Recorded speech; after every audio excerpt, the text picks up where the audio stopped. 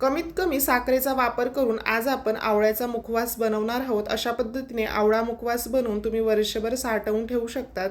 त्यासाठी मी इथे अर्धा किलो आवळा घेतला आहे, त्या स्वच्छ धुवून घ्यायच्या व अशा पद्धतीने त्या मी इथे किसून घेतल्या आहेत। त्याच्या आतमधल्या बिया काढून टाकल्या आहेत। यात घालायचे अर्धा चमचा काळे मीठ, अर्धा चमचा भाजून घेतलेली जिऱ्याची पावडर घातली व 2 चमचे पिठी साखर घालायची। आता हे सर्व व्यवस्थित त्या आवळ्याच्या किसला इथे मी छान मिक्स करून घेतले। यामध्ये मी अगदी थोडीशी काळी मिरी पूडसुद्धा घातली आहे। जर तुमच्याजवळ नसेल तर नाही घातली तरी चालेल, तीही छान मिक्स करून घ्यायची। जर तुम्हाला आवळा कँडी कशी बनवायची त्याचा व्हिडिओ बघायचा असेल तर लिंक सबस्क्राईब बटनच्या खाली जो छोटासा त्रिकोण दिसतोय त्यावर दिलेली आहे। 2 ताटांमध्ये हा किस मी सर्वत्र अशा पद्धतीने पसरवून घेतला। 2 दिवस कडकडीत उन्हात सुकवून घ्यायचा। अशा पद्धतीने आपला हा आवळ्याचा मुखवास इथे तयार झाला आहे। धन्यवाद।